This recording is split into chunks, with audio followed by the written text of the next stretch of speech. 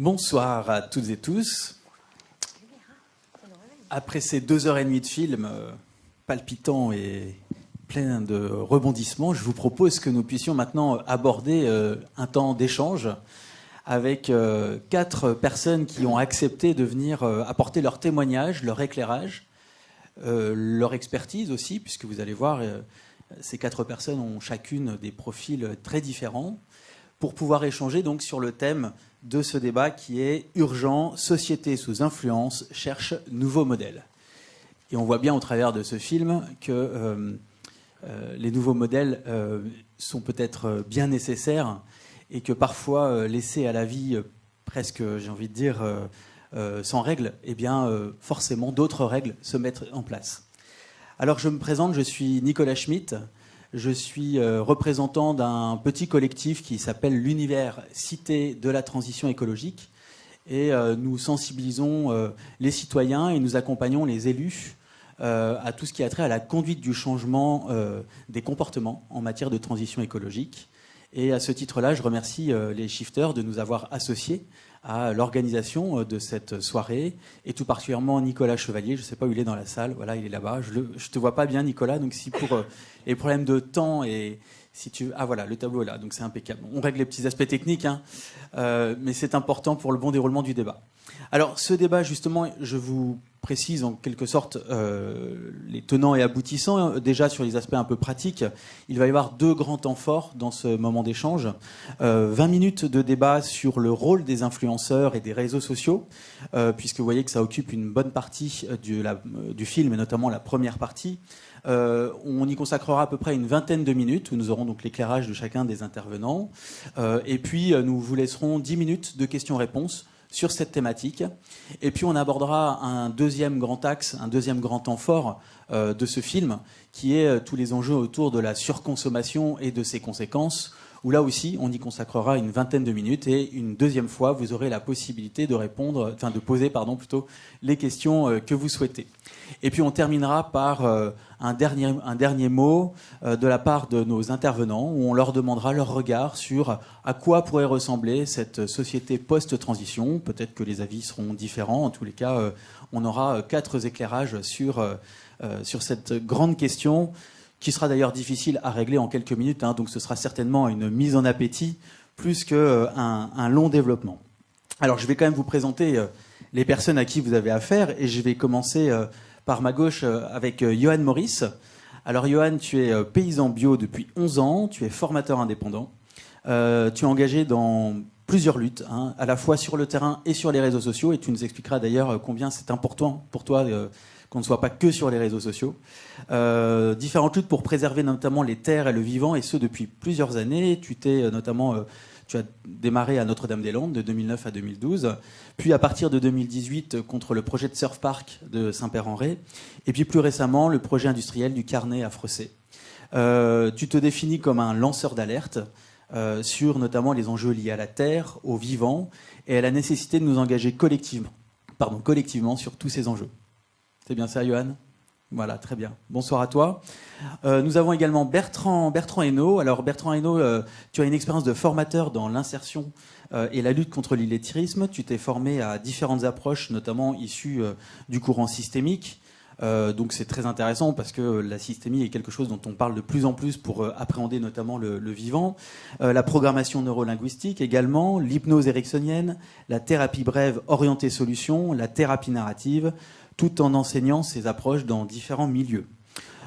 Si je cherche un petit peu à dire quel serait ton travail en quelques mots, ce serait de dire que tu es un professionnel de relations humaines et tu vas nous apporter des clés de lecture sur le fonctionnement des systèmes humains. Est-ce que ça va si je dis ça comme ça, Bertrand ? C'est bien ce que je redoutais.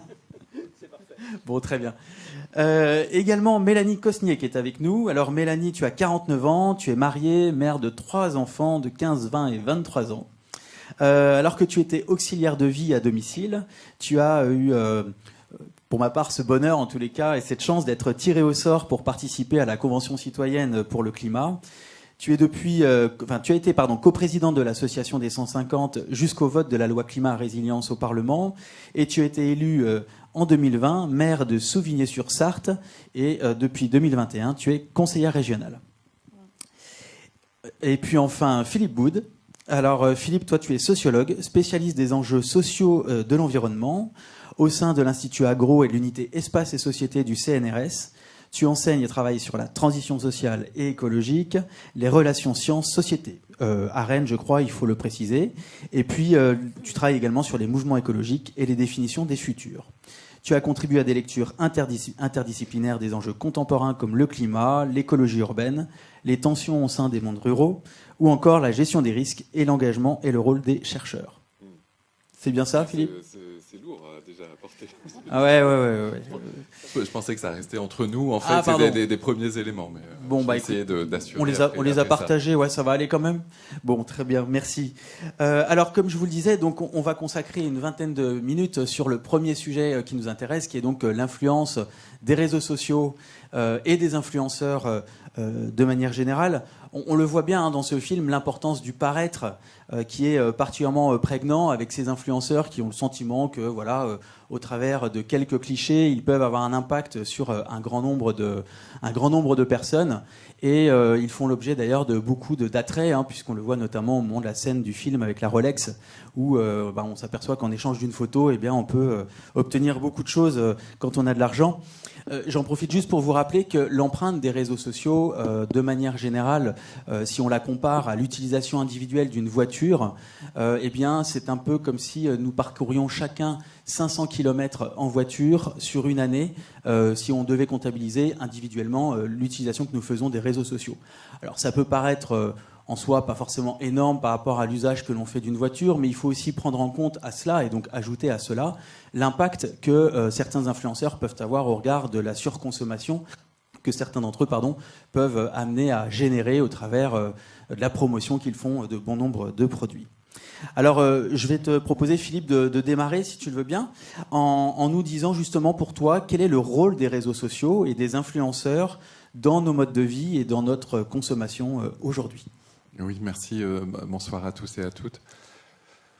Donc, je suis ravi d'avoir vu ce film avec vous et de partager quelques propos, et j'espère qu'il y aura bien sûr un débat ensuite. Donc sur ces réseaux sociaux, moi j'ai 3 points un peu négatifs d'abord à dire. Je pense que ça favorise l'entre-soi, la radicalité, et peut-être ça reproduit aussi des formes de violence. Donc l'entre-soi, finalement, c'est aussi quelque chose qu'on maîtrise assez mal, qui est défini par les algorithmes. Et finalement, plus on se lance dans un réseau social, plus on voit que ce qu'on a envie de voir, et on écoute les gens qu'on est prêt à écouter. Du coup, ça favorise aussi une forme de radicalité, c'est-à-dire qu'on n'a pas d'autres éléments pour positionner son discours, ou le discours des personnes qu'on suit ou qu'on écoute, par rapport à d'autres discours, puisqu'on reste dans notre soi.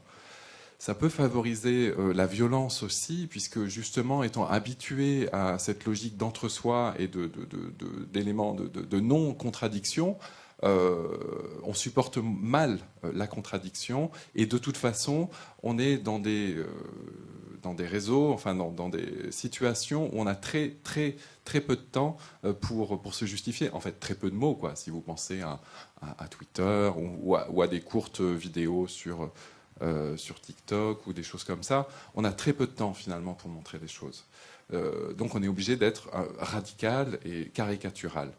À la limite, pour pas être uniquement négatif, il y a aussi quelque chose autour de la mobilisation peut-être positive, parce que ces réseaux sociaux, ils permettent aussi de générer de nouvelles formes de mobilisation, de nouvelles formes de communication, qui peuvent aussi être porteuses de changements. On a l'impression, je dis on a l'impression parce que j'ai les mêmes infos que vous finalement là-dessus, que ça permet de fédérer des forces, des mouvements qui, sans ces réseaux, se seraient peut-être moins fédérés, ou se seraient fédérés différemment. Donc je pense par exemple au groupe que je suis sur Youth for Climate ou Extinction Rebellion, ou même les Shifters aussi, qui bien sûr utilisent toutes les applications disponibles et les réseaux pour favoriser aussi une mobilisation, cette fois-ci dans le sens d'une transition sociale et écologique.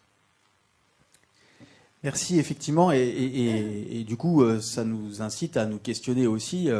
Ces réseaux sociaux, ils ont certainement une part de nuisible, ils peuvent aussi avoir une part d'utile, et la question qu'on peut se poser, et je vais me tourner vers toi, Johan, c'est de savoir, pour toi, est-ce que justement les réseaux sociaux et de manière plus large, les influenceurs qui utilisent les réseaux sociaux, eh bien, est-ce que pour toi, tu as le sentiment qu'ils peuvent quand même apporter quelque chose d'utile à la mobilisation, à la lutte notamment contre le dérèglement climatique? Après, je pense que c'est un phénomène qui est vraiment lié à l'essor de l'individualisme, de la société capitaliste, du consumérisme.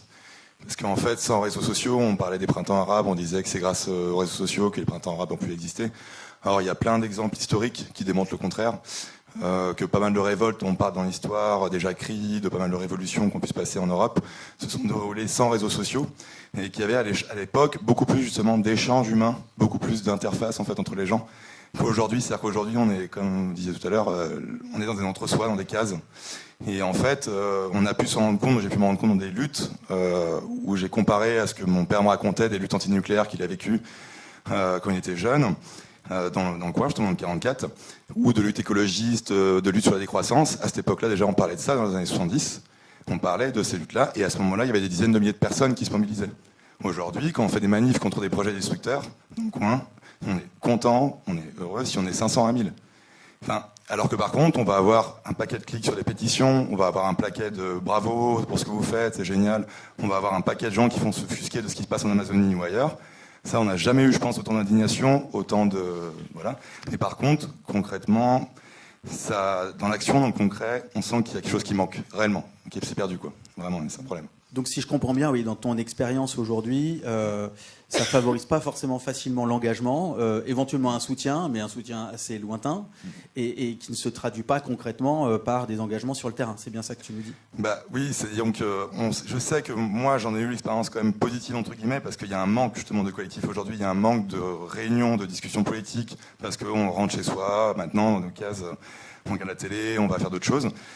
C'est vrai que moi, les réseaux sociaux au niveau de la campagne, sur l'mobilisation liée à des projets dans la campagne, ça m'a servi. Parce que de toute façon, il n'y a plus maintenant de discussion dans la campagne, il n'y a plus de vie collective quasiment. Donc j'en ai eu besoin. Mais par contre, concrètement, on voit bien quand même que les gens se mobilisent beaucoup moins qu'avant, concrètement, alors qu'on n'a jamais eu autant d'urgence qu'aujourd'hui pour se mobiliser. Et ça, c'est un vrai drame. Et que l'influence qu'on a aujourd'hui dans les réseaux, que les influenceurs ne jouent pas du tout leur rôle, au contraire, ils nous poussent au contraire à aller vers la consommation individuelle d'une alter-consommation, à aller vers des petits gestes, éco-gestes qui ne serviront à rien. En fait, c'est du collectif qu'il nous faut et il est temps de le retrouver concrètement, en dehors des réseaux. Alors, excusez-moi, je ferais juste, pardon, je voulais pas couper l'élan et l'enthousiasme que ça engageait, mais je ne sais pas si ton micro, vous entendez bien le micro? D'accord, parce que c'est comme s'il y avait un petit écho, donc je voudrais être sûr que la qualité de ce que tu dis soit bien entendue par tout le monde. Alors peut-être Mélanie, puisque sur ce champ-là, tu as peut-être aussi là, au regard de ton expérience à la Convention citoyenne pour le climat, mais aussi en tant qu'élu local et régional, quel usage toi tu vois de ces réseaux sociaux? Comment est-ce que tu t'en sers toi-même d'un point de vue de la réalité concrète sur le terrain en tant qu'élu? Voilà, quel usage tu en fais aujourd'hui et quelle évaluation tu en portes? Bonsoir à tous. Donc moi aussi, je suis très heureuse d'être avec vous ce soir. Les réseaux sociaux. Alors moi, je suis surtout, sauf TikTok, là, Facebook, Twitter, tout ça, je fais un petit tour et en fait, j'en vois pas l'intérêt. Donc je regarde ce qui se passe parce que je me dis, il faut se tenir au courant un peu de ce qui se passe. Effectivement, on a tout ce qui est mobilisation, on voit ce qui se passe, tout ça.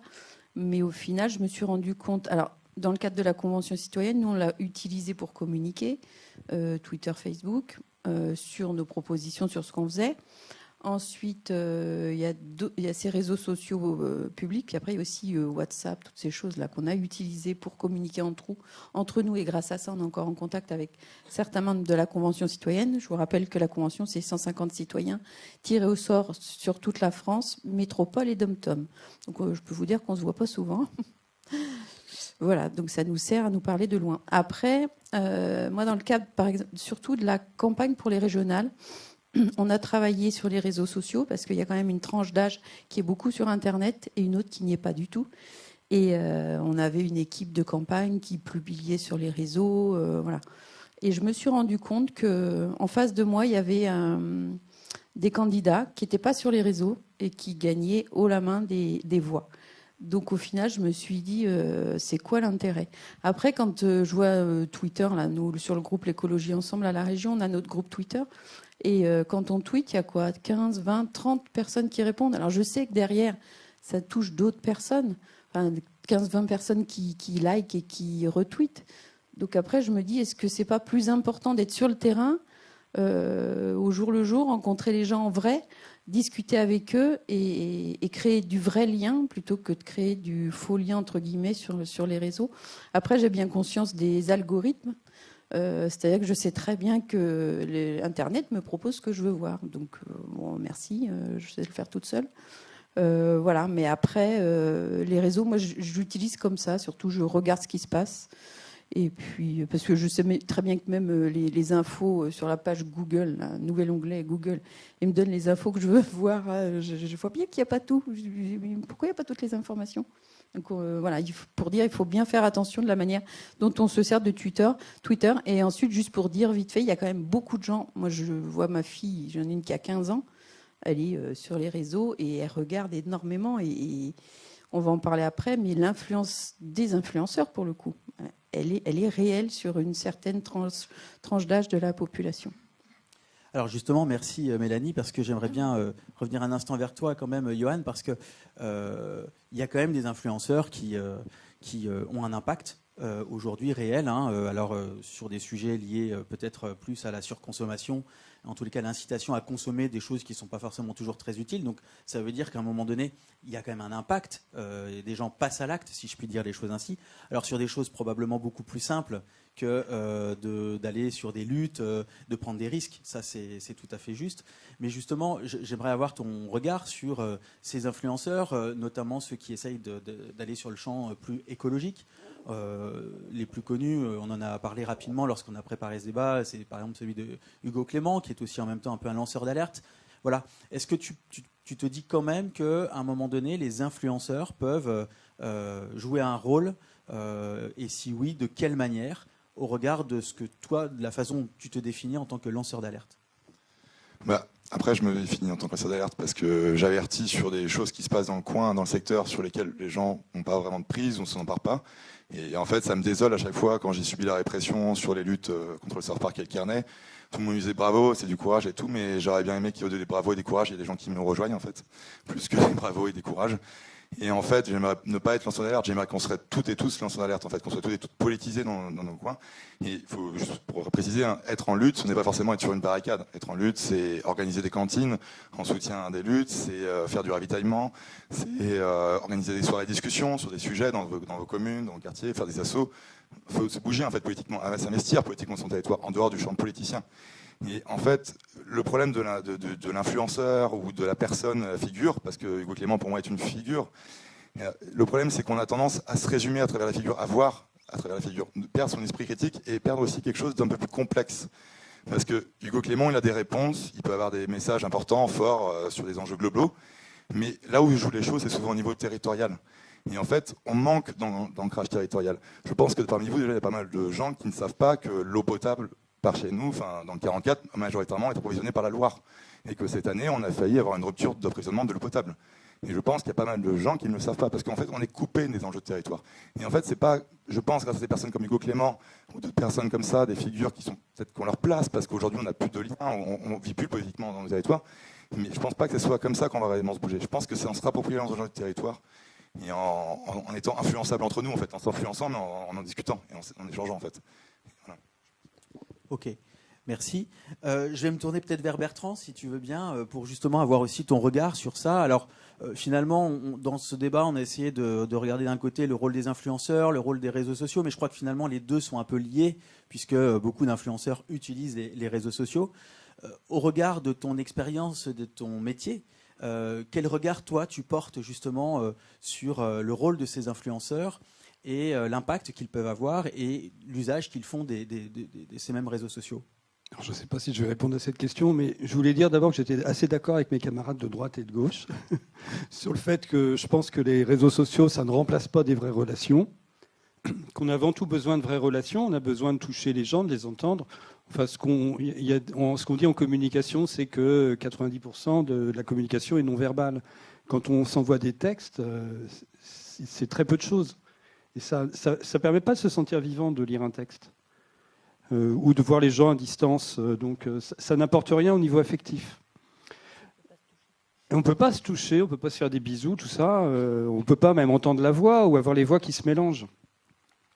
Donc, je pense que pour moi, c'est un substitut de relation. Je dirais que pour moi, ça fait plutôt partie du problème que de la solution. Puis je suis un peu comme Mélanie, c'est-à-dire que je n'y suis pas, je ne sais pas comment ça marche. Et puis je ne sais pas le bien faire fonctionner. Donc, par contre, j'ai envoyé des mails à 2000 personnes pour cette journée. Je voudrais savoir Voilà, donc ça combien il y explique. en a qui sont venus parce qu'ils ont reçu un message de ma part pour voir à quel point je suis mauvais. Ouais, super, 1 sur 2000. Mais il y en a 3 autres qui le... Alors, si je puis me permettre, et c'est pour apporter peut-être un petit peu aussi là un peu de contradiction, c'est aussi le fait que il y a certainement un faible impact en termes de retour au regard de l'énergie que tu as mis dans l'envoi de tous ces mails, par exemple, ou de cette communication sur les réseaux sociaux. En même temps, c'est aussi porter à la connaissance l'existence d'un festival, les thématiques qu'il défend, et que les réseaux sociaux ont aussi ce rôle-là. C'est un rôle d'information. Certes, peut-être pas suffisamment de mobilisation, mais au moins d'information dans ce qui existe. Et peut-être, vois-tu, moi j'ai eu l'occasion de communiquer auprès des gens qui habitent à Toulouse et à Paris via les réseaux sociaux. Je me suis dit que voilà, il pouvait y avoir une chance de les toucher grâce à ça. Donc voilà, je me permets d'apporter cette contradiction, mais je vous laisse libre de me dire que vous n'êtes pas d'accord.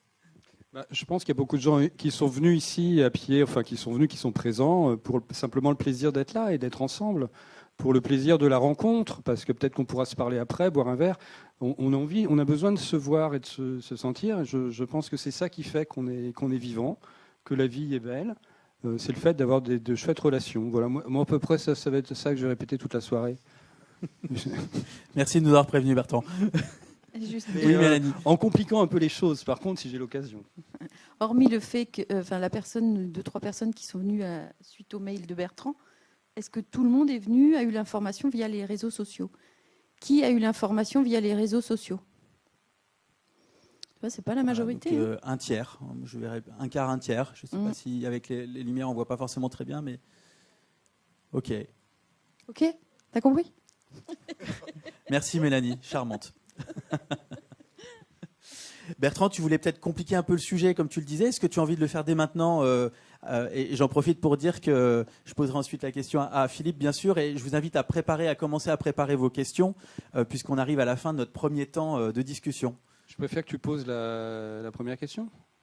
Eh bien, ma première question, c'était est-ce que les réseaux sociaux sont un bon média pour communiquer sur les problématiques écologiques? Alors, je pense que les bons médias je pense que c'est bien pour s'informer. C'est bien pour s'informer, mais c'est pas suffisant pour que ça fasse de l'impact dans notre corps. Pour que ça fasse de l'impact dans notre corps, il faut que ce soit dit par des gens à qui on fait confiance, des gens qu'on aime. Il faut qu'on voit transformer ces gens-là, il faut qu'on perçoive leurs émotions. Moi, quand j'ai vu Valérie Masson-Delmotte, par exemple, quand elle parle du changement climatique et tout ça, quand on voit ce qui passe au niveau émotionnel, ça fait de l'effet, ça. Une vidéo d'elle, moi, cette personne, je l'aime. Quand je la vois, elle me touche, je l'aime et je suis touché par son émotion. Et ça peut m'aider à prendre conscience, à changer. Voilà. S'il y a des amis qui font pareil, ce que j'essaie de faire, moi, quand j'en parle autour de moi, j'essaie de faire la même chose. Je ne crois pas aux réseaux sociaux, en fait. Merci Philippe. Je vais me permettre de te poser la même question. Pour toi, en tant que sociologue, quel regard justement tu portes également sur ces réseaux sociaux et en tant que média pour communiquer sur les problématiques écologiques? Alors, en tout cas, ce que je peux dire, oui, ça marche, c'est peut-être la forme, effectivement, est très importante. Et je crois que on doit aussi avoir un propos sur le contenu. Je trouve, ça me semble difficile d'évaluer le contenu de ce qui se passe dans ces réseaux sociaux. Mais autant je pensais qu'ils avaient je pense toujours qu'ils ont un rôle très important, surtout pour les plus jeunes. Ça dépend des réseaux en fait, mais j'ai l'impression donc que Facebook et Twitter c'est quand même pour les plus vieux, ou encore Twitter c'est encore une autre sphère, alors qu'il y a d'autres réseaux qui sont moins sollicités ou qui sont plus sollicités par les jeunes et donc moins par les vieux. Mais Récemment, donc tu l'as dit, je travaille sur les mobilisations des mouvements, plutôt les mouvements jeunes, même s'il y a aussi les shifters qui sont intéressants, mais qui sont quand même moins jeunes. Et les études que j'ai pu lire donnent une place très importante à la science. Et je m'y attendais pas trop, en fait. Je pensais que ça allait être plus controversé, plus challengé, et finalement, en le lisant, mais une fois qu'on le dit, ça devient évident. On se rappelle ce qu'on a en tête, par exemple, Greta Thunberg qui dit que ce sont justement, qui dit aux politiques d'écouter les scientifiques, ou encore le poids de Valérie Masson-Delmotte qui vient d'être évoqué, à la fois sur la forme et aussi sur le contenu, bien entendu. Donc, c'est pas tellement. J'essaie de penser, j'essaie de me dire que ces réseaux sont juste un moyen et que, comme la plupart des outils que nous utilisons, il ne faut pas se laisser dépasser par l'outil. Il faut garder en tête le sens que nous voulons donner à cet outil. Ici, c'est de collecter de l'information ou d'avoir du contenu et pas juste de communiquer indépendamment de ce contenu. Et donc d'avoir vu que la science était importante, peut-être parce que je me considère comme scientifique, même si je suis juste sociologue, qui est pas, où des fois il y a des débats là-dessus, mais je me considère comme scientifique et j'étais ravi de voir que la science avait encore un rôle à jouer, non pas qu'il faut aussi la questionner régulièrement, mais qu'elle était toujours présente dans l'imaginaire de ces jeunes, alors qu'elle aurait pu être minimisée au profit d'influenceurs ou d'autres formes qui sont sans doute à valoriser, à respecter, mais qui sont peut-être plus volabiles, peut-être moins fiables parfois. Je vous propose de poursuivre cette discussion en répondant à vos premières questions.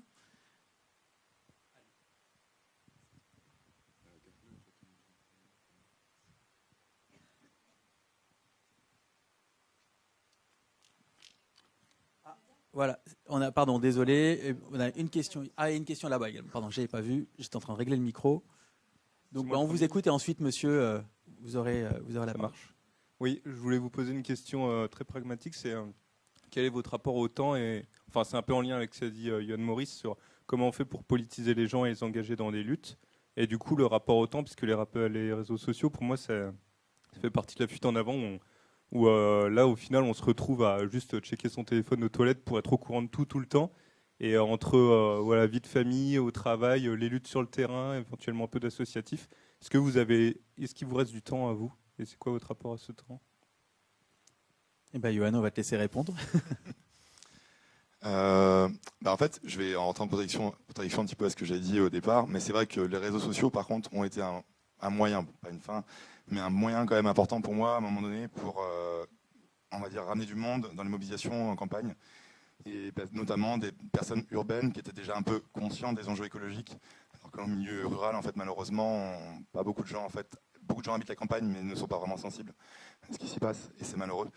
Et du coup, ça a été un outil quand même assez important. Mais je me suis rendu compte quand même que ce qui marchait vraiment, ce qui était important, c'était par contre les mobilisations sur le terrain concret. C'est-à-dire le jour où on se retrouvait en manifestation, où on faisait des festivals de résistance, là où après on créait entre nous, avec les personnes engagées qui connaissaient la lutte par les réseaux sociaux au départ ou par du bouche à oreille.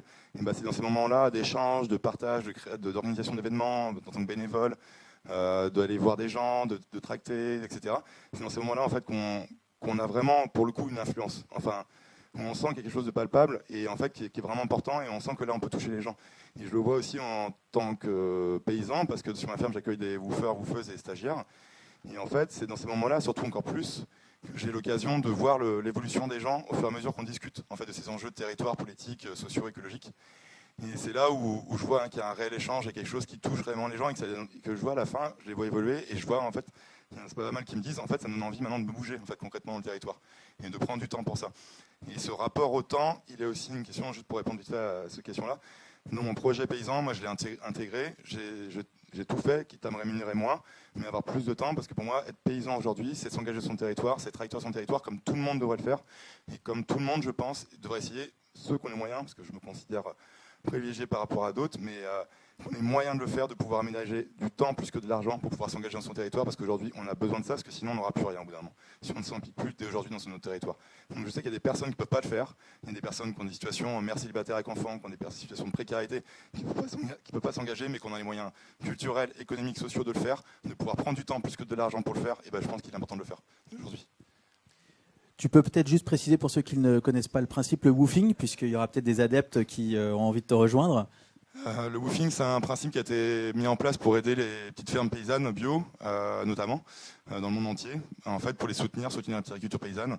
Et donc, c'est un système en fait d'échange. En fait, la personne est nourrie, logée, blanchie sur la ferme, et elle va travailler en fait 3-4 heures par jour, pas le week-end. Et en échange, derrière, il y a un apprentissage. On prend le temps aussi avec la personne, d'être là et on l'accueille en fait. Voilà, c'est un échange de services là-dessus. Et c'est vrai que c'est plus facile comme ça. Aujourd'hui, malheureusement, quand on est petit paysan bio, c'est pas facile de s'en sortir tout seul. Et pour l'instant, je suis tout seul et je cherche un projet collectif, mais pour l'instant, j'ai pas les moyens de. Voilà, c'est un peu compliqué. Voilà. Merci Johan pour cette hymne au temps long et l'importance de profiter de l'instant présent aussi pour vraiment avoir des sujets et des discussions de fond. Il y avait un monsieur, voilà, ici. Bonsoir. Bonsoir. Vous avez mis en lumière le fait que les influenceurs, ou on pourrait dire la publicité au sens large, flattent nos égos et vers le paraître et donc la consommation. Aujourd'hui, la consommation est beaucoup basée sur l'extraction de ressources de la terre, comme de l'énergie, et en gros nous emmène un peu au mur. Il y a un problème d'urgence. Est-ce que vous pensez qu'une forme de régulation des réseaux et de la pub serait envisageable ou pas pour tenir le timing? Alors je crois que notre représentante de la Convention citoyenne pour le climat avait... Pas que toi, mais non, la c'est pas Convention moi. J'étais pas citoyenne dans ce avait pris groupe position consommé, là-dessus. mais effectivement, nous, on avait fait des propositions pour réguler la publicité, interdire la publicité sur les produits qui émettent du CO2, avec un CO2 score à côté. Enfin, il y a tout un programme, 500 pages, de la Convention citoyenne pour le climat sur le site. Voilà, si vous voulez imprimer, mais il vaut mieux le lire en ligne quand même si Internet, les réseaux, ça a une empreinte carbone, mais c'est les terminaux qui ont une grosse empreinte carbone aussi. Voilà. Donc effectivement, je pense qu'il faudrait réguler, mais ce choix n'engage que les membres de la Convention citoyenne pour le climat et n'a pas influencé le gouvernement a priori. Y a-t-il d'autres questions? Monsieur, là-bas, si... Je regarde parce que comme on a les projecteurs juste devant nous, on ne voit pas toujours bien. Alors monsieur et ensuite madame, et je jette un œil sur le timing. Bonsoir à tous. Ce sera les 2 dernières questions de cette première partie. Ouais, première remarque, c'est un peu hors sujet, mais j'étais un petit peu choqué au départ que madame soit présentée comme mère de 3 enfants. C'était la première fois de présentation, alors que les 3 hommes autour de la table n'étaient pas du tout présentés comme des pères d'enfants. Alors, on a chacun donné nos... Oui. Et pour moi, c'était important, donc j'ai donné On a alors mon pédigré. Merci Mélanie. En fait, on a demandé à chacun de nous dire ce qu'ils avaient... Moi, j'avais l'intention de dire que j'étais le papa d'Anali, mais j'ai pas eu l'occasion. Comme quoi, les femmes donnent leur âge. Merci de cette précision. Et du coup, j'ai une remarque sur le côté mobilisateur des réseaux. Je pense qu'aujourd'hui, on ne leur demande pas forcément d'être mobilisateur, mais du coup, le débat est tourné un peu autour de ça. Et ma remarque, c'est par rapport à ce que Johan, tu disais, enfin vous disiez, je ne sais pas comment, c'est que le temps d'avant, finalement, ton papa disait que vous étiez nombreux mobilisés dans les manifestations.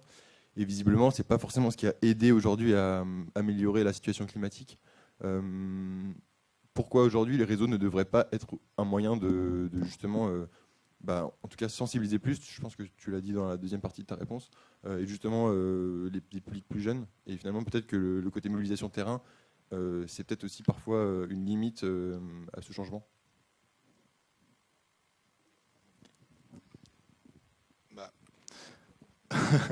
En fait, les batailles concrètes, ce qu'on a pu gagner en fait, ces dernières années concrètement sur les champs, on va dire, de l'écologie, c'est les ZAD, c'est les rapports de force. Les seules choses qui ont permis réellement de faire qu'il y ait une exposition médiatique et des vrais débats de fond, c'est des actes tels qu'il y a eu récemment sur ce qu'on peut penser ce qu'on veut sur l'action, mais le fait d'avoir mis sur Van Gogh, l'œuvre de Van Gogh, Jeanne Pâture. En fait, l'action ne remplacera jamais l'information. Enfin, l'action est primordiale, elle est au centre. Et en fait, Ce qu'il faut voir, c'est que ce qui va compter derrière, c'est peut-être via les réseaux sociaux, l'importance qu'il peut y avoir, c'est l'information qu'on va mettre autour de l'action qui peut être intéressante. Et effectivement, ce qu'on avait fait sur les luttes du South Park et du Carnet, c'est qu'on avait bien précisé à chaque fois pourquoi on se battait. Et on mettait toujours en lien avec les informations, les enjeux globaux. C'est-à-dire, en fait, on disait, bah voilà, il y a tel rapport du climat, tel rapport sur la biodiversité qui montre que ce projet est complètement inadéquat avec la réalité. Et en fait, aujourd'hui, on l'a bien vu, dans la réalité, on voit bien que sans action, il n'y a pas de rapport de force. Et c'est que le rapport de force qui permet en fait réellement de changer les choses. Donc les réseaux sociaux peuvent être effectivement un moyen d'amener les gens à aller en rapport de force, mais concrètement, ce n'est pas un rapport de force.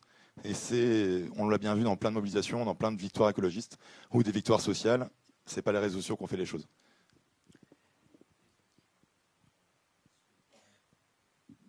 On va prendre une dernière question. Oui, bonsoir, merci pour la qualité des échanges.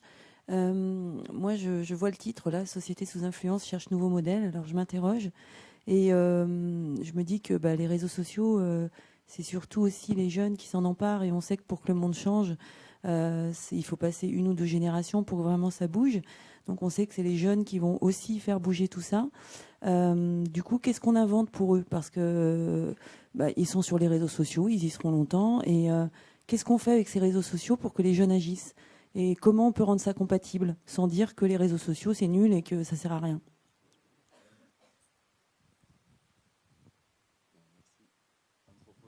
De répondre, donc je suis Philippe, j'ai 42 ans et j'ai 5 enfants, enfin je suis père et beau-père de 5 enfants de 27, 24, 22, 17 et 5 ans.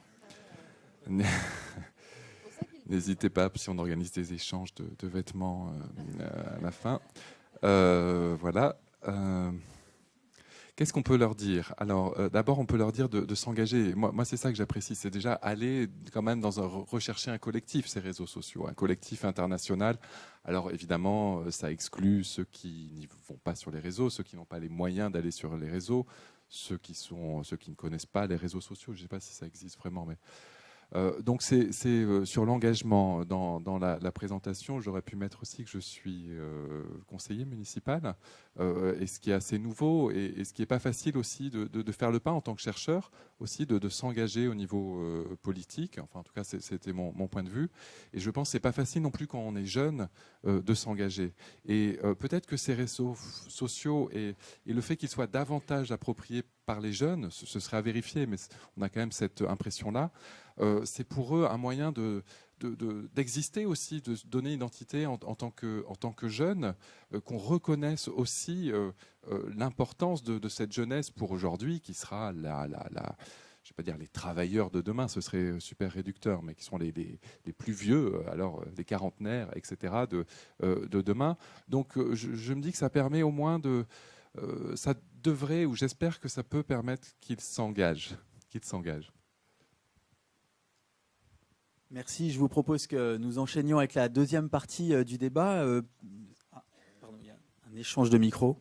La deuxième partie du débat sur la surconsommation et ses conséquences, et puis essayer d'explorer aussi des pistes d'action, puisque vous l'avez vu dans le film, il y a quand même une scène absolument remarquable, la scène du repas pendant la tempête, où on peut y voir quand même vraiment une image de la société de la surconsommation qui, pris dans la tempête, continue quand même à vouloir manger et à boire. Voilà, il y a une métaphore assez intéressante sur la manière dont on peut parfois être aussi dans le déni par rapport à ce qui se passe autour de nous. Et je voudrais proposer à nos intervenants de nous dire déjà tout simplement, pour peut-être repartir sur des éléments un peu des fondamentaux, pourquoi est-ce que nous sommes en train d'épuiser nos ressources ? Mélanie, est-ce que tu peux nous éclairer là-dessus ? Je ne suis pas sociologue, je ne suis pas spécialiste. Pourquoi ? Parce qu'on est idiot et que effectivement sur le bateau, il y en a plein à profusion, on s'empiffre jusqu'à en vomir. Et puis après sur la plage, quand il n'y a plus rien, on s'empiffre encore le peu qui reste, on boit toute l'eau, on mange tous les gâteaux jusqu'à ce qu'il n'y en ait plus et qu'on... Donc il paraît qu'il y a un truc dans le cerveau, ce priatum, je ne sais pas quoi, là, qui fait qu'on fait n'importe quoi. Voilà, il faut savoir aussi qu'aujourd'hui, sur les 9 limites planétaires, il y en a 6 qui ont été dépassées. Voilà, c'est bien, on est sur la bonne voie aussi. On va y arriver à tout saccager. Après, moi, ce que j'ai appris, donc la Convention citoyenne, donc on a eu des informations. Valérie Masson-Delmotte est venue. Il y en a beaucoup qui sont tombés de leur chaise parce qu'ils n'avaient pas du tout conscience de l'urgence climatique. Moi, je pensais que le gouvernement faisait ce qu'il fallait au final. Et du coup, je triais mes déchets. Je me suis rendu compte que ça ne va pas suffire. Bref. Et le gouvernement, les collectivités, il y a plein d'acteurs. Oui, non, mais tous les élus, quoi, dont je fais partie aujourd'hui. Bref, c'est encore une autre histoire. Et au final, je ne sais plus ce que je voulais dire. Si je vais faire vite, parce que je peux parler pendant des heures. Mais la planète Terre est un espace fini et on ne peut pas puiser indéfiniment dessus. Surtout qu'on est de plus en plus nombreux. Voilà. Après, on parlait de l'alimentation. Il faut savoir dans les pays développés, je ne sais plus comment on dit aujourd'hui, 30% de la nourriture est gaspillée, donc finie à la poubelle, alors que dans les pays, moi quand j'étais à l'école, on disait en voie de développement.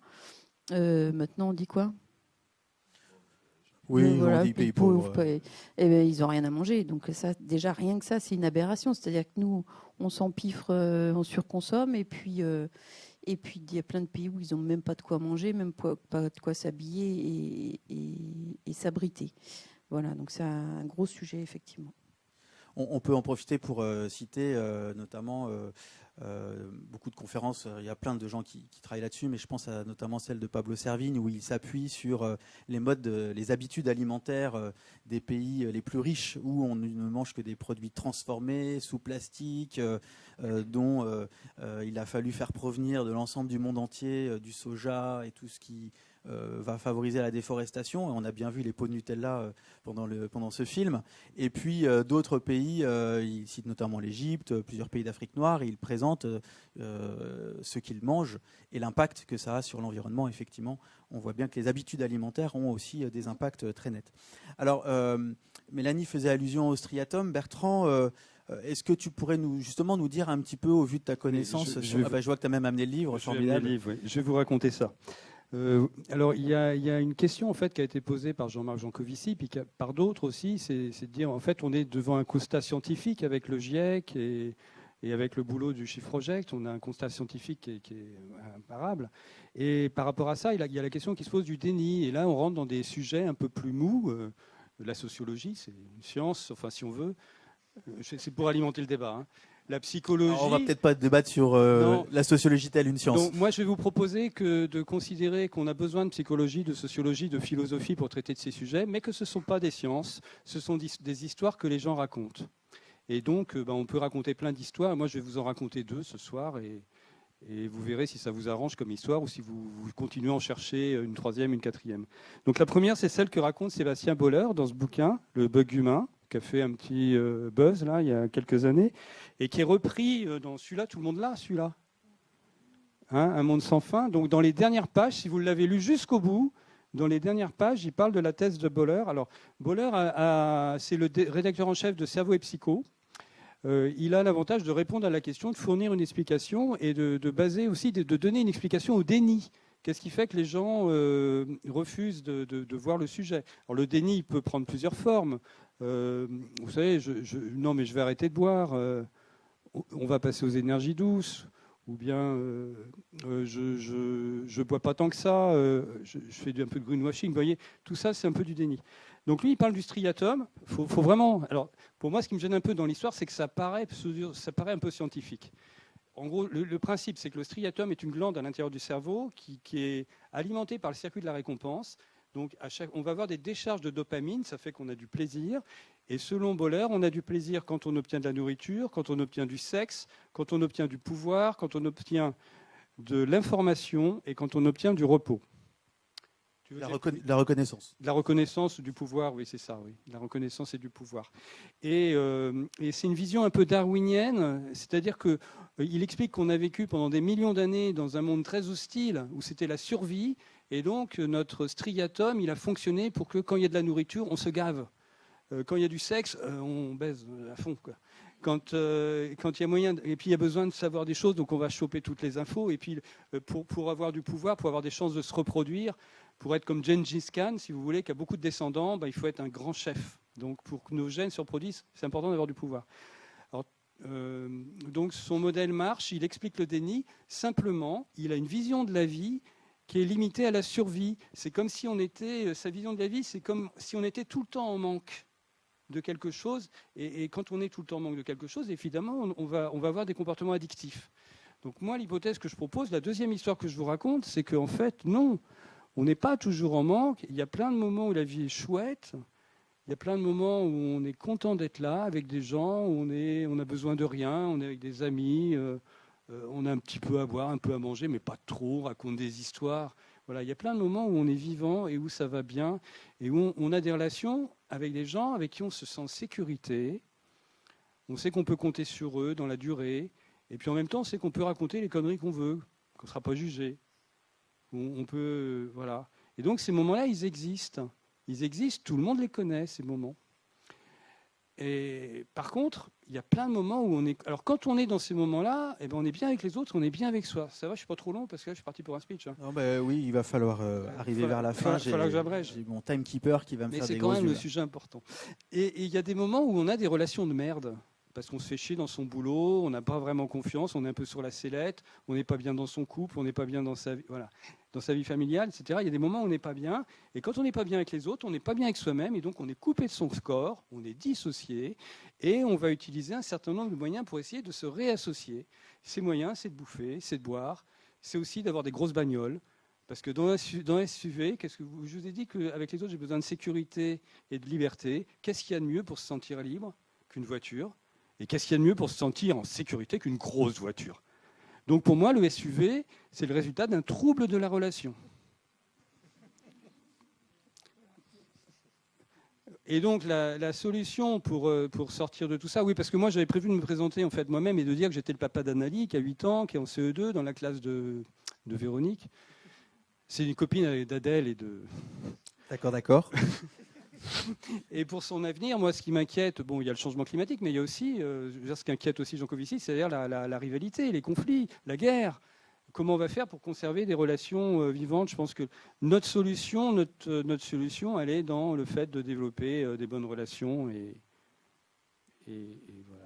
Donc je pense que le problème... je veux rajouter quelque chose. Rapidement, s'il te plaît, Bertrand. Non, parce que c'est important. Aurélien Barraud le dit aussi dans une conférence au Shift Project. Ce que fait le travail de Sébastien Boller, il dit que c'est l'humain qui est comme ça. C'est pas l'humain, c'est l'homme occidental depuis 3 siècles. Il ne faut pas tout mélanger. C'est la modernité qui crée ce problème. C'est le développement d'une société individuelle basée sur l'autonomie, sur la liberté, sur la performance individuelle. C'est ça qu'il nous faut dans la merde. Il y a plein de gens qui ont un mode de vie durable partout sur la planète. Et il y en a eu des modes de vie durables pendant des années. Donc le problème n'est pas l'humain. Le problème, c'est la modernité, le modèle de vie occidental. J'ai parlé. Oui.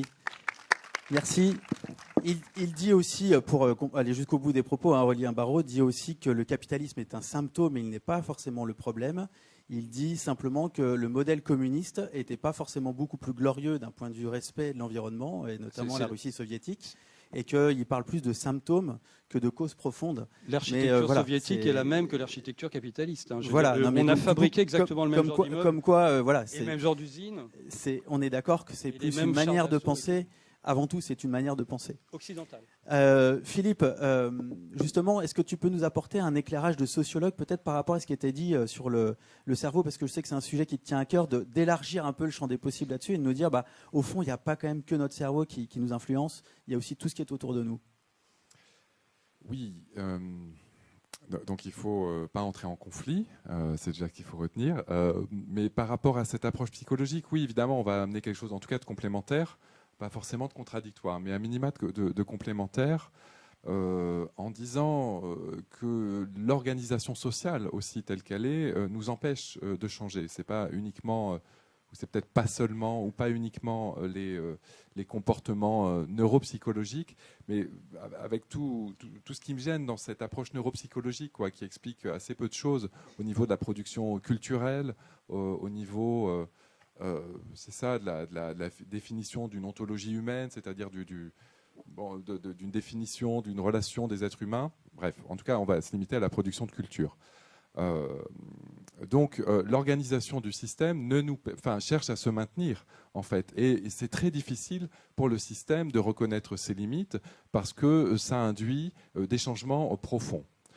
À la limite, là où je pourrais rejoindre une approche psychologique, ou on va dire psychosociologique, comme ça, on ne jouera pas avec les termes. Tous d'accord. Ça sera en reprenant des arguments qui existent, que vous connaissez peut-être, qui tendent à dire que, c'est par exemple Jean-Pierre Dupuy qui dit ça, un philosophe français, que nous savons, mais nous savons les problèmes, nous savons les catastrophes, nous n'avons pas besoin de voir ce film pour apprendre quelque chose, mais nous n'arrivons pas à transformer ce savoir en une croyance concrète. Nous ne voulons pas y croire. Parce que c'est trop difficile à supporter. Il faut changer trop de choses. Il faut changer notre voiture. Il faut changer notre travail. Il faut changer énormément de choses dans notre système. Et donc, c'est plus facile, finalement, de rester climato-sceptique. Et il y avait un autre philosophe, Clyde Hamilton, un Australien, qui disait dans Le Monde, il y a quelques années, « Nous sommes tous climato-sceptiques ». C'était aussi pour nous provoquer. Mais en disant, est-ce que nous, en tout cas... dans ce monde occidental, ou ici en tant que Français, puisque c'était dans le journal Le Monde, ou vous, lecteurs du Monde, est-ce que vous agissez vraiment pour le climat, ou est-ce que vous n'êtes pas juste en train de regarder, l'avion passer avec son empreinte carbone?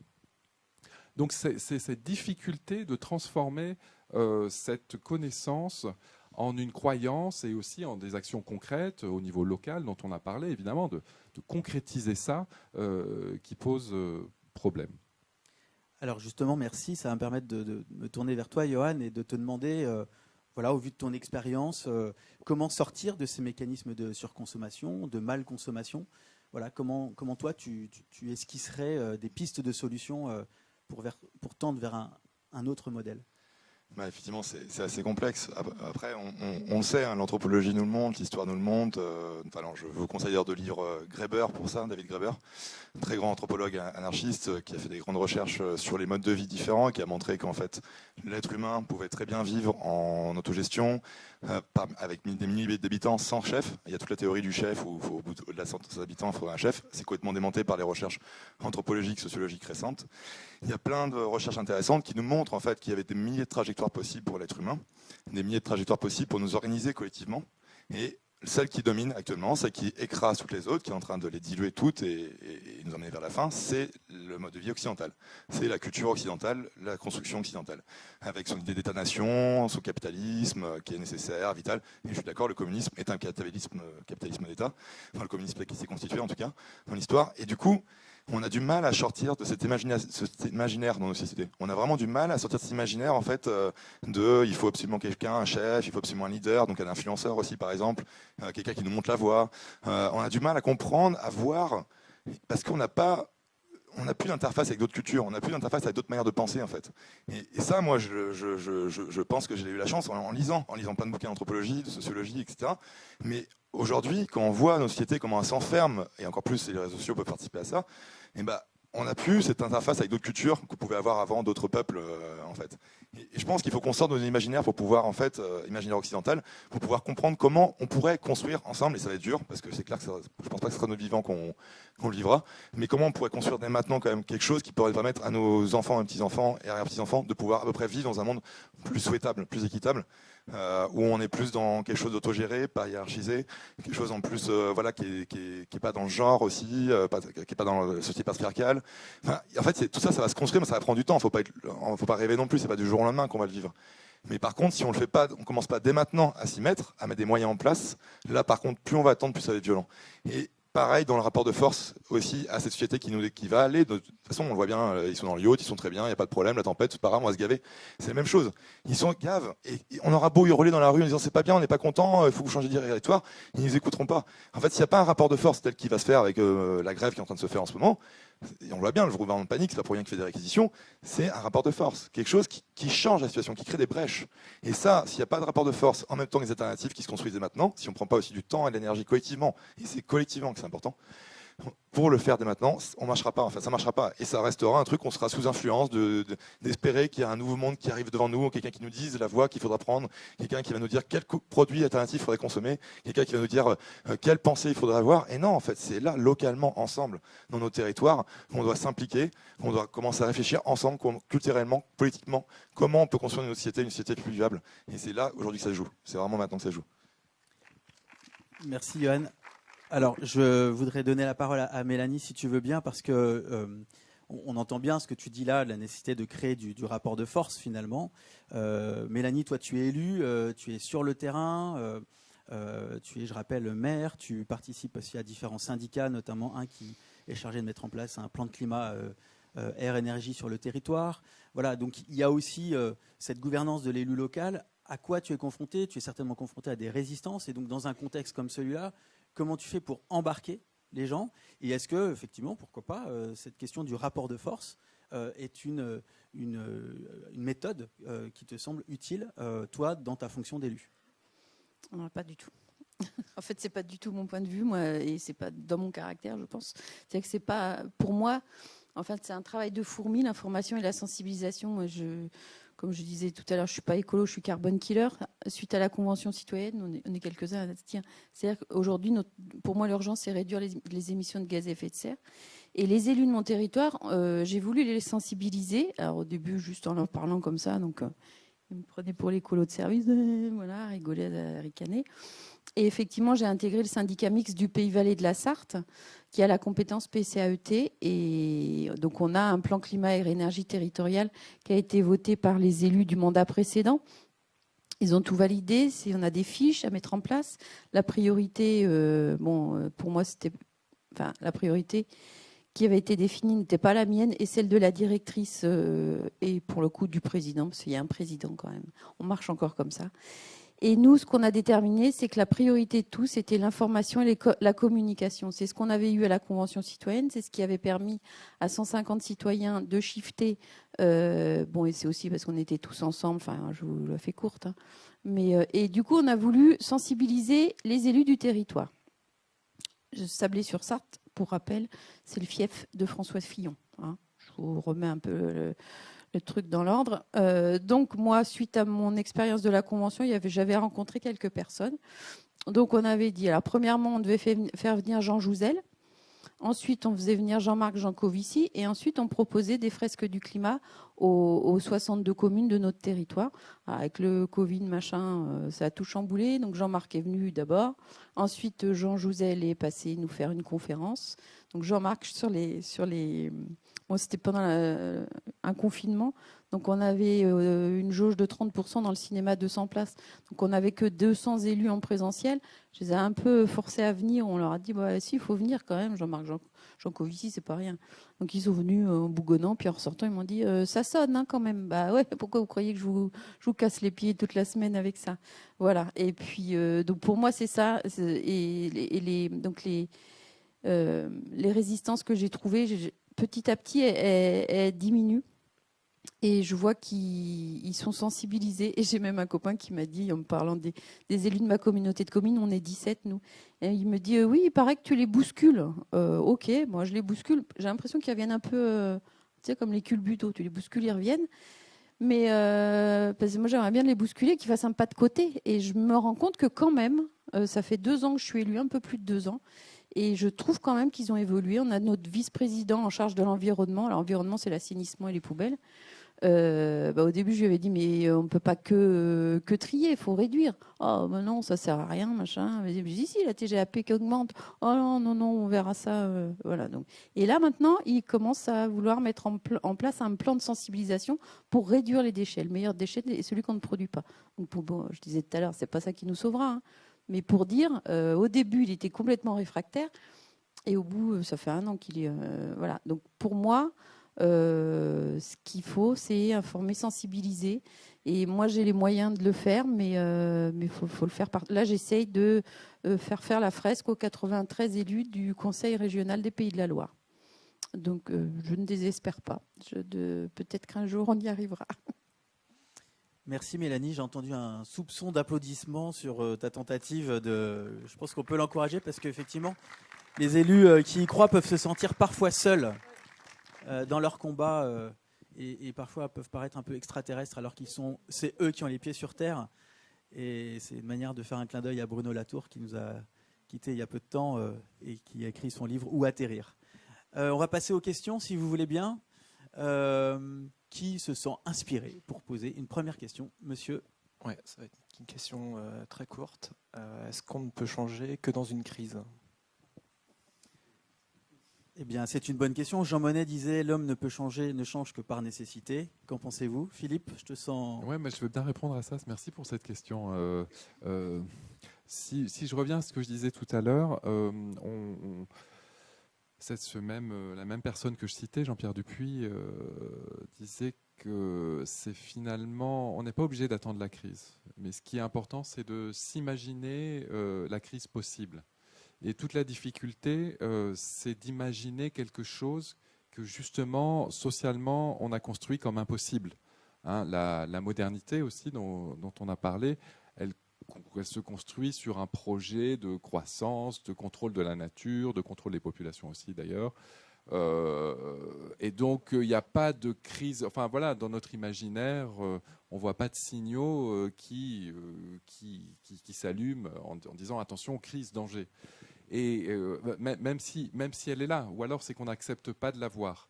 Donc on peut dire que la démarche, ce serait surtout, enfin évidemment je crois, de ne pas attendre la crise, mais de s'imaginer la crise possible, et à partir du moment où on s'imagine cette crise possible, tout faire pour l'éviter.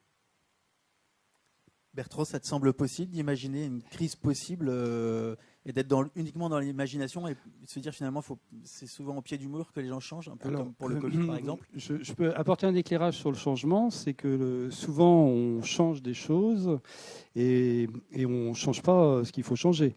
C'est-à-dire que, par exemple, quand les communistes sont venus au pouvoir en Chine, ils ont changé tous les panneaux des rues parce qu'on va dénommer les rues autrement, les villes pareil, on change le nom des rues. Parce qu'on veut vraiment faire un gros changement. Il se trouve que changer le nom des rues, c'est une vieille tradition chinoise.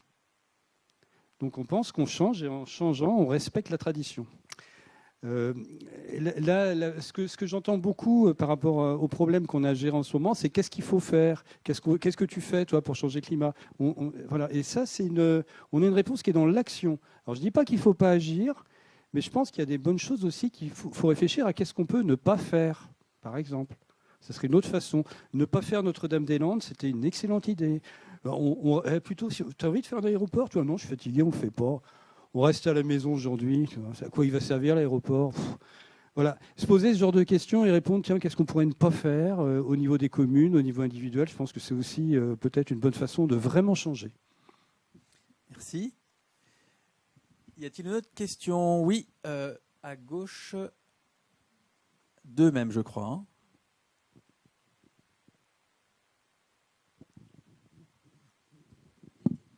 J'ai gagné. On vous écoute. Oui, bonsoir. Donc, quand vous parlez de changement, et là, pour l'instant, vous n'avez pas encore parlé d'éducation. Et je me dis que dans le changement, l'éducation des enfants peut avoir un rôle important, l'éducation parentale, le modèle qu'on peut apporter. Le changement viendra peut-être pas de par nous en tant qu'adultes aujourd'hui, mais si on imagine, vœu pieux, que les enfants soient un tant soit peu bien éduqués sur tout ce genre de crise éventuelle à venir, peut-être qu'ils trouveront la solution. Voilà. Alors je vais répondre à mon ami. Je pense que plutôt que éducation ou information, je pense que en fait, on apprend par mimétisme. Donc je pense que pour élever nos enfants et pour qu'ils aient une sensibilisation, je pense qu'il faut avoir une vie belle et désirable, une vie dans laquelle on est heureux, on profite des relations qu'on peut avoir, voilà, une belle vie. Je pense qu'avoir une belle vie en restant à la maison sans construire d'aéroport, c'est bien. Johan, tu as envie de répondre? Oui, je suis désolé, c'est quelque chose qui, j'avoue, maintenant m'insupporte un petit peu d'entendre que c'est aux enfants, que c'est à eux d'agir. C'est un peu de responsabiliser. Pour quelqu'un qui est adulte, c'est de se déresponsabiliser en fait sur des enfants. Et je pense qu'en fait, on se rend pas compte qu'aujourd'hui, on est des privilégiés. Que bien sûr, parmi nous, les privilégiés en France, c'est déjà des gens qui de plus en plus connaissent la misère, la précarité, connaissent des zones qui sont de plus en plus polluées. Enfin, je rappelle encore que les quartiers populaires, c'est les zones les plus polluées, qui subissent le plus la pollution de l'air. Enfin, il faut se rendre compte en fait qu'il y a des gens qui de plus en plus dans le monde aujourd'hui connaissent déjà la crise, la grande crise, l'effondrement dont on parle. Au Pakistan, vous savez ce qui s'est passé comme cet été. Vous avez vu ce qui s'est passé. Ils le connaissent déjà. Et en fait, c'est pas, ils vont pas dire je vais éduquer mes enfants pour qu'ils savent comment réagir après par la suite. Non, c'est maintenant que ça joue. On peut plus dire maintenant que c'est aux enfants d'agir. Non, c'est à nous d'agir. Maintenant, aujourd'hui, tout de suite, parce que la crise, elle est déjà là en fait. Et en fait, c'est ça que j'arrive pas à entendre. Moi, je ne peux pas l'entendre. Moi, en fait, de l'éducation, je fais aux adultes l'éducation et sa manière, de dire qu'aujourd'hui, on parle de faire l'éducation aux enfants. Quand je fais des formations pédagogiques sur la ferme, quand j'éduque à la biodiversité, au jardinage naturel, à l'agroforesterie, je me rends compte du fossé d'éducation qu'ont les adultes justement. Ce n'est pas les enfants qui ont manque d'éducation sur l'environnement, parce que les enfants, ils sont capables de le voir dès maintenant, ce qu'on en parle de plus en plus. Ce qui est l'urgence, c'est les adultes. C'est vraiment les adultes, parce que c'est eux maintenant, et vous qui avez les moyens d'agir, vous concrètement, qui avez les moyens de mettre en branle des choses pour que nos enfants, justement, ils n'aient pas à payer le prix de ce que nous, on va avoir. On aura le luxe de ne pas avoir fait, en fait. Et c'est un privilège de ne rien faire aujourd'hui. C'est un privilège qu'eux, ils n'auront pas. Et donc là, c'est ça quelque chose qui est important. Et par contre, je suis d'accord sur le fait de ne rien faire, c'est très bien. Mais il faut bouger quand même. Il faut quand même bouger. Moi, je pense qu'il faut avoir des temps justement à ne rien faire, reprendre le temps de ne rien faire, de ne pas consommer, dans le sens de ne pas consommer. Mais il faut prendre le temps du collectif. Et le collectif, ça veut dire ne rien faire en collectif, mais ça veut dire aussi se bouger en collectif. Et il n'y a que collectivement qu'on est fort. Et peut-être qu'individuellement, on a peur de l'action. Peut-être qu'individuellement, on se dit mais c'est abyssal là, d'aller militer ou d'aller soutenir des zadistes ou d'aller faire une manif dans une mairie pour leur dire ça suffit, maintenant il faut une cantine 100% bio, vos mesurettes vous annoncent que vous allez annoncer dans 10 ans il y aura une cantine 100% bio, c'est fini. Maintenant c'est maintenant qu'on le veut. C'est un sit-in dans la mairie, vous faites un sit-in chez vous demain, vous organisez ça à 5-6 devant la mairie, vous appelez la presse, vous allez voir, ça va foutre un bordel. La presse régionale va en parler. Et je pense qu'il faut vous rendre compte du pouvoir en tant que personne, en tant que collectif, on a par rapport au pouvoir individuel. Et c'est là que ça se joue, et c'est là qu'ils veulent, c'est là dont ils ont peur justement. Et c'est là dont on doit aller. Je pense, désolé, ça me porte, mais... On le sent bien, merci Johan. Et Mélanie veut réagir à ton intervention, je crois. Ouais, moi, je veux réagir à deux choses. D'abord, effectivement, c'est pas à nos enfants aujourd'hui d'agir, c'est à nous. Et on parlait tout à l'heure des résistances. Quand je parle aux gens, c'est toujours de la faute des autres. Tous, ils font bien. Il y en a pas un qui a 2 tonnes d'empreinte carbone. C'est la faute du voisin, des industriels, du gouvernement, je sais pas, du chien qui pisse dans le jardin, je sais pas, mais c'est tout le temps. Et après, tu dis, il faut militer, d'aller dans la mairie pour demander une cantine bio. Exemple, moi j'ai une mairie, je suis maire d'une commune de 630 habitants, budget 270 000 euros. Là j'ai récupéré, bon c'est l'héritage, c'est comme ça, c'est le jeu.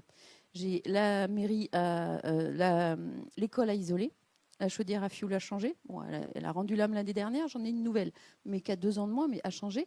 La salle polyvalente qui est aussi le réfectoire, c'est une passoire énergétique. J'ai pas de cantine, c'est effectivement une cuisine centrale qui fait. Moi, j'adorerais avoir une cantine bio, mais bon, il me faut 1 million d'euros, quoi. Et cet argent, je ne l'ai pas aujourd'hui.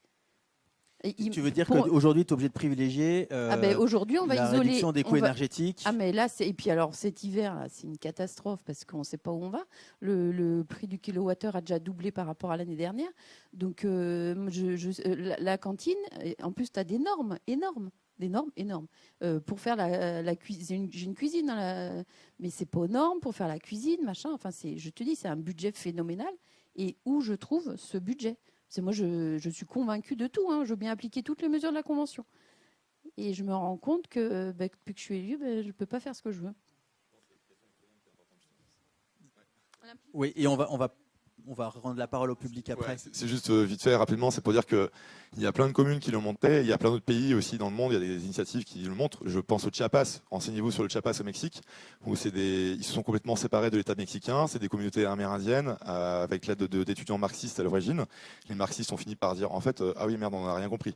En fait, c'est les communautés amérindiennes qui savent ce qu'il faut faire, discussion, consensus, mandat révocable, etc. Ils ont des manières de gouverner qui sont assez incroyables.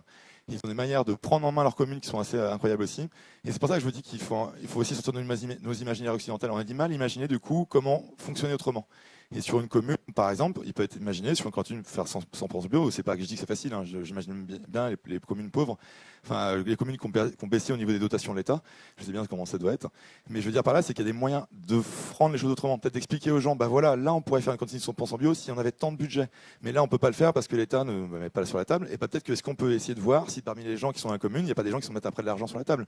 Est-ce qu'on peut pas impliquer aussi les gens dans les discussions sur comment on pourrait faire pour aller au moins peut-être sur une cantine 100% bio sur 10 ans. peut-être au moins faire des étapes. Enfin, je pense qu'il y a des mairies qui l'ont montré en France, des mairies qui ont impliqué les gens directement dans les participations démocratiques. Et je pense que c'est là où les gens du coup s'impliquent dans leur territoire et mettent de l'argent ou de l'énergie dans les travaux, dans les discussions. Et je pense que c'est là aussi, il faut retourner aussi vers ça, vers une démocratie directe, participative et directe. Merci. Alors, est-ce qu'il y a une autre question, monsieur? Bonsoir. Bonsoir. Je voulais revenir sur la question du déclencheur du changement dont on a parlé tout à l'heure, où Philippe disait que c'est surtout la crise qu'il faut s'imaginer. Mais je pense que d'un côté, aujourd'hui, on a déjà eu plein de façons d'exprimer cette crise. Avec des films post-apocalyptiques, il y en a plein. Et bon, pour autant, ça ne bouge pas trop. Et du coup, je voulais, à contrario, savoir qu'est-ce que vous pensez des récits qui seraient, au contraire, qui imagineraient justement ce nouveau monde, comment le présenter. En fait, aujourd'hui, quand on veut voir un film, il faut que le film il ait un élément déclencheur, il faut qu'il y ait un problème à résoudre. Et du coup, c'est dur de présenter un film où, en fait, finalement, tout va bien. Et du coup, comment on construit ces récits qui sont finalement positifs et vers où on va, quoi. Alors, qui veut répondre à cette notion de récit? Bertrand, Oui, je veux bien répondre à cette question de récit. Oui, je pense que la littérature, bien sûr, il faut écrire des histoires. Il faut écrire des histoires, oui, je pense. Nos futurs, par exemple, c'est un exemple de ce qui a été fait, qui est bien. Il nous faut des récits qui donnent envie d'aller vers le futur, des futurs où c'est chouette. Voilà, moi j'ai écrit un roman, j'en ai quelques exemplaires. Là. Voilà. Avec des futurs chouettes. Alors, c'est pas un futur chouette, c'est un passé chouette. C'est un passé. J'essaye d'imaginer un passé dans lequel il n'y a pas la guerre 14. Parce que je pense que c'est là que ça s'est effondré. Merci Bertrand. Juste, je vous invite, pour ceux qui ne connaissent pas cette fresque, puisqu'il a été évoqué tout à l'heure la fresque sur le climat, il y a la fresque des nouveaux récits également qui existe, qui est une fresque très sympa à faire, qui vous fout pas le bourdon. Donc voilà, et justement, elle vous invite à imaginer des récits, alors sur des choses très concrètes. Moi, lorsque je l'ai faite, on a travaillé sur le tourisme durable, par exemple. Donc voilà, c'est comment on écrit un récit en 2020, 2025, 2030, 2040 sur le tourisme durable. Et cette fresque peut être très aidante pour vous aider à vous projeter. Et puis, je vous invite à vous tourner aussi vers l'expérience de Los Angeles, qui a fait tout un travail sur les récits et la mise en récit, qui est très éclairante aussi sur la façon dont on peut accompagner toute une population au changement à travers le deuil que l'on peut faire. C'est une ville de mineurs. Et comment on peut écrire de nouveaux récits dans une ville qui s'inscrit aujourd'hui, qui est inscrite au patrimoine mondial de l'UNESCO avec les terrils, et qui est en train de tourner cette page tout en préservant la mémoire des mineurs. Et il y a eu un vrai travail psychologique qui a été fait avec toute cette population. Donc c'est un très bel exemple de récit réussi. Je peux rajouter quelque chose ? Oui, je pense qu'on a besoin collectivement de construire des futurs envoyables, on a besoin de rêver des futurs chouettes. Et il ne faut pas oublier qu'on est dans une démocratie, c'est-à-dire que le pouvoir politique se réapproprie les discours qu'il entend. Il n'y a pas longtemps, j'ai entendu Macron, c'est ça, parler de sobriété. J'ai cru que c'était Pierre Rabhi qui était ressuscité. Vous voyez, ils se réapproprient les discours qu'ils entendent. Ils sont pas tellement, c'est pas des leaders qu'on a dans nos démocraties. On n'a pas des leaders excessivement charismatiques. On a des gens qui se disent qu'est-ce qu'il faut raconter comme histoire. Alors qu'est-ce que les gens racontent? Voilà. Donc je pense que on a besoin collectivement de fabriquer des futurs sympas. Une dernière question? Pardon, je voulais bien revenir sur les récits. Excusez-moi. Parce que je ne trouvais pas de réponse. Je crois que je l'ai trouvé. Je dirais qu'il y a plusieurs récits qui existent déjà et qui cohabitent. Et que finalement, oui, je pense qu'il y a plusieurs récits qui cohabitent. Je pense par exemple à deux pôles au moins qui se contredisent entre une approche, techno-solutionniste ou technocentrée, qui met en avant justement les technologies comme une ressource pour lutter contre les problèmes écologiques et sociaux auxquels on fait face aujourd'hui, versus une approche qu'on pourrait qualifier d'éco-centrée, qui met davantage en avant une relocalisation des problématiques, une réappropriation par les citoyens de ces thématiques-là. Mais ce qui est embêtant, c'est qu'il y a une diversité de récits qui existent et il y a une espèce de cacophonie. Et donc, ce que votre question, ça m'évoque un peu cette cacophonie. Comment savoir quel est le récit qui va s'imposer et comment s'assurer que le récit que l'on défend, nous ou moi, enfin que chacun individuellement, est le bon récit, puisque d'autres, qui a priori sont nos semblables, défendent d'autres récits également. Moi, c'est ça que je trouve intéressant sur la question des récits. Et puisque j'ai le micro, sur l'éducation, puisque je ne suis pas intervenu, je voulais dire que l'éducation, c'est aussi une institution sociale, quoi. Donc il ne faut pas attendre de former les jeunes, il faut transformer l'institution sociale qui forme les jeunes. Donc, et ça c'est vraiment un défi aujourd'hui. Donc il y a des éléments, si vous voulez travailler dessus. À minima, il y a un document officiel qui est le rapport Jean Jouzel et Luc Abadi sur insuffler la transformation écologique dans l'enseignement supérieur. Je crois que ça doit être ça le titre. Mais c'est vrai qu'on voit que c'est difficile. Et moi, au sein de mon école, donc l'Institut Agro, une école d'ingénieurs agro, on a commencé ça et c'est en train de se faire. On n'a pas encore le bon mode d'emploi, mais c'est peut-être parce qu'on est face à une question nouvelle. Donc la bonne chose, c'est que ça se co-construit avec les étudiants. Ça, c'est bien. Il y a à la fois l'énergie des étudiants qui sont parfois hors sujet, je dirais, ou hors cadre. Mais il y a aussi l'énergie des enseignants, mais qui sont parfois, et qui ne s'en rendent pas compte, et sans doute moi le premier, on reproduit aussi des choses qu'on faisait déjà, parce que c'est quand même plus facile de ne pas reprendre tous ces cours, ou de dire que ce qu'on faisait, c'était quand même déjà très bien, plutôt que de se mettre en question. Donc transformer cette organisation sociale qu'est l'enseignement supérieur ou l'école dans son ensemble. Oui, du coup, c'est une manière de lier le fait de dire qu'il faut agir dès maintenant auprès de notre génération, tout en se projetant sur comment on forme aussi les générations à venir dans un autre modèle d'éducation. Oui, tout à fait. On va devoir terminer la séquence de questions-réponses, j'en suis désolé, mais justement, puisqu'on parlait des récits, on a posé la question à chacun des intervenants en leur demandant, quelle est votre vision d'une société post-transition, quel serait votre récit à chacun individuellement, comment vous voyez les choses, en 2 minutes, pas plus, donc je comprends que l'exercice est difficile, mais s'il fallait le dire et que vous invitiez un petit peu à un peu de poésie, eh bien, quelle serait votre vision? Johan, tu te sens de démarrer?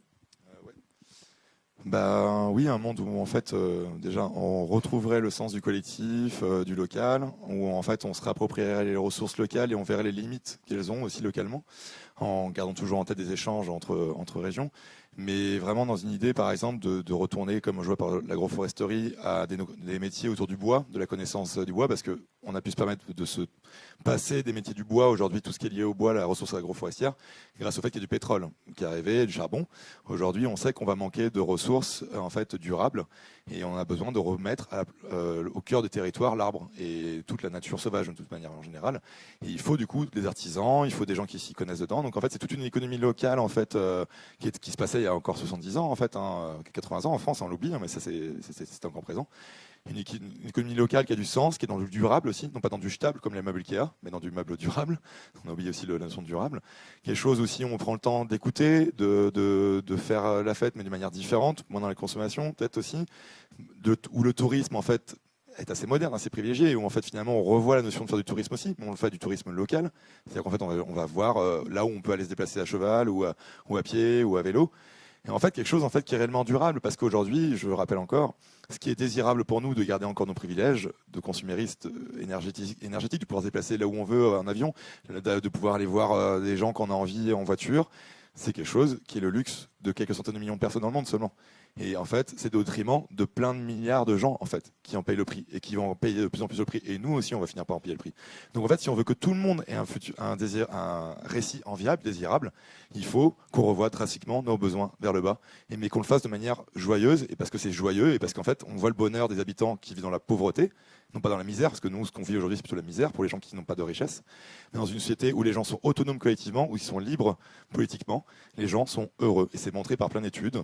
Les gens sont bien plus heureux que nous, on l'est aujourd'hui, qu'on est les champions des antidépresseurs, les champions de l'isolement social, les champions du malheur. Et donc, il faut revenir vers quelque chose de chouette, de joyeux et d'enviable ensemble. Et ça sera... Voilà. Merci, Johan. Bertrand, tu te sens de prendre la suite? Non. Bon, et bien alors Mélanie. Non, sincèrement, Bertrand, Oui, je veux bien essayer. Alors, Oui, allez, 1 minute. Bon, moi, j'ai la chance d'avoir un peu de terrain. Non, je vais y arriver. Donc, je me vois bien dans 2-3 ans où je vais approcher de la retraite, cultiver davantage de légumes et puis avoir des poules. D'ailleurs, ça va être bientôt, ça. Et puis, faire à manger avec ma fille. Voilà. Mais je pense qu'il y aura une multitude de récits. C'est-à-dire que je sais qu'il y aura aussi la guerre dans des endroits de la planète. Il y a plein de récits. Il y aura des gens qui seront hyper technologiques. Il y aura peut-être des hélicoptères, enfin des voitures volantes. Automatique, et puis à côté des gens qui feront du vélo, et voilà, il y a plein de choses différentes qui vont se croiser. Voilà Ah oui, si. Et puis moi j'aimerais bien peut-être ta vision aussi de l'humain là-dedans. Oui, alors contribuer. Moi, ce que j'ai envie, c'est de contribuer à des endroits où on pourrait multiplier les récits, c'est-à-dire où les gens pourraient raconter des histoires, raconter. Voilà. Et je sais faire ça, faire en sorte que les gens racontent des nouveaux récits. Je fais des pratiques narratives, donc je me vois bien en train d'écouter comment les gens voient le futur, mais je vois plein de futurs différents. Ou les récits de vie de nos grands-parents qu'on passe à l'écrit, c'est aussi des jolies choses qu'on peut faire. Oui, vous pouvez l'applaudir aussi, effectivement. Ouais. Mélanie ? Pour moi, une société post-transition, c'est une société qui a ralenti, qui est sortie de son ébriété énergétique. J'ai découvert cette expression hier avec Stéphane Linou, qui nous a fait encore une fois de la formation, une petite conférence devant le congrès des maires de la Sarthe. J'ai adoré. Pareil, il y en a qui sont sortis. Stéphane Linou qui travaille sur les questions d'autonomie alimentaire. C'est ça, c'est bien ça, locavore, tout ça. C'est hyper intéressant. Voilà. Donc, quand on sera sorti de cette ébriété énergétique, parce que c'est ce qui nous pousse à surconsommer, moi, je vois une société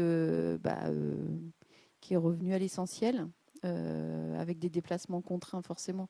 Donc, on va moins loin, une agriculture locale. Moi, je garderai le train quand même. Le cheval, non, je garderai le train. J'espère qu'on aura encore un peu d'électricité pour le déplacer. Et puis les gens, au lieu d'aller sur les écrans toute la journée et de partir en vacances à l'autre bout du monde, peut-être qu'on fera des petits baltrades dans nos salles polyvalentes. Ou, voilà, Rénover, ouais. Mais bon, après, quand on danse, on n'a pas froid. Hein. C'est vrai.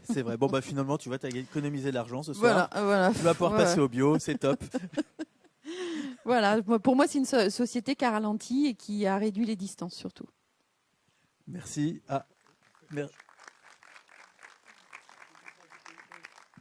Oui, Bertrand. Oui, en fait, je voulais rajouter une société dans laquelle... Oui, j'aurais dû prendre la minute.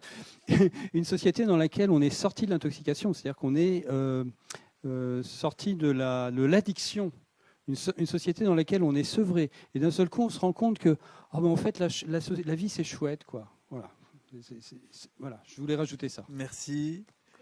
Et on va écouter Philippe pour conclure. Pour conclure, c'est inspirant comme question de toute façon.